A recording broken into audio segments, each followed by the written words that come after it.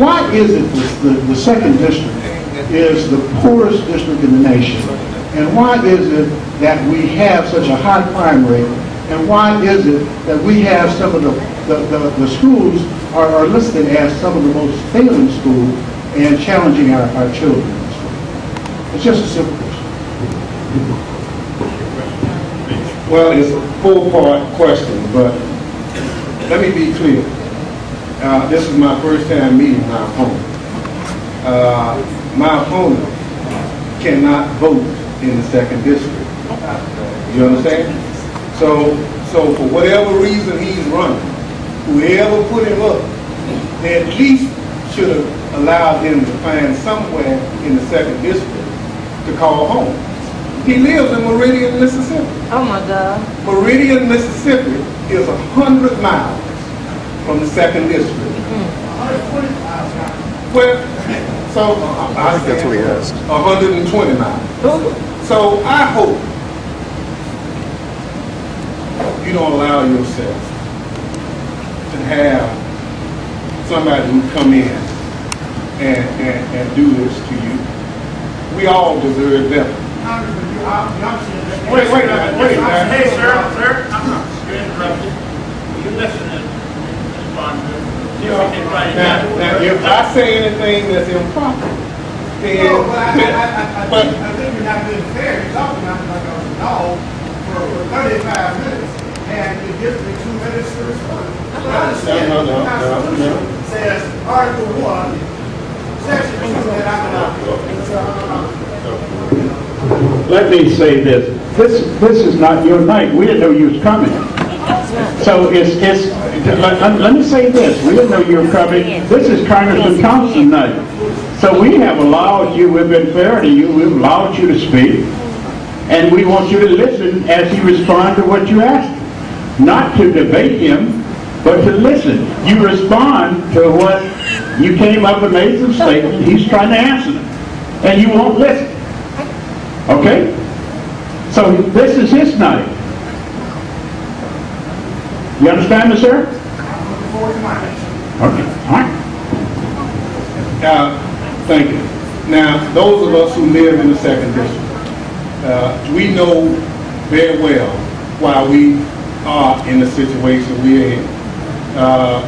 It is clearly a situation where in the early 30s and early 40s, those individuals in charge decided that what they wanted to do was allow people to work in the field for $2 and $3 a day rather than bring industry to this community.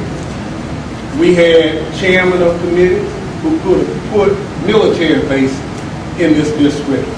But they said, no, if we bring military bases to this district, it's going to take people out of the field. That's right. Now, you know that. So now, I don't accept the responsibility of where we are. I didn't create it. You didn't create it. But I have worked to improve it. Let me tell you that. Every educational program, whether it's Title I, whether it's food and nutrition service for children, whether it's Medicare, Medicaid, I have worked to improve the quality of life. Social Security, I have never voted to cut Social Security because it's a safety net. The Tea Party folks are trying to say they want to privatize it. I don't want it. I am not going to vote to privatize it. So many people I know depend on Social Security. That's the only check they have. All right. As long as we've had Social Security in this country, we've not had one check to bounce. Not one. Out of the millions of checks that we send, not one to bounce. So it's a safety net program. Now, what am I doing for the future?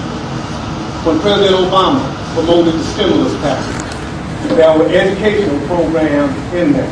I supported the stimulus package because the only way you're going to get off the bottom is to invest in the problem. And so I'm committed to making sure that every educational opportunity our young folks receive, they get.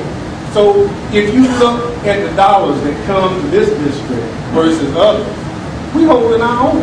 And I think it's because people understand that in order to get off the bottom, we have to do that. Now, we have any number of elected officials. We have senators, representatives, supervisors, mayors, aldermen. And see, the inference is, whatever this district is, and I told you you were going to hear this, Bennie Thompson created it. And see, you just heard it tonight. And that is not true. You know, I went to Bolton Public School. Not because I wanted to, but it's because the white folk who ran the system wouldn't allow me to go to Bolton School. I never had a new textbook my entire public school career.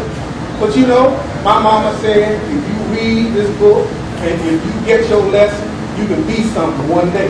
And so I did that. I worked at Tougaloo. I washed windows at Tougaloo. I drove a bus at Tougaloo. My mama couldn't afford to send me to school. I borrowed money to go to school. So you know, it's important for people to understand just what people have been through. And I didn't leave like you did. I stayed here and I wrestled with it. And I'm committed to doing it, and I'll continue to stay. But I want to help. And so I can tell the story, you know, but I want to tell the story to folk who stayed.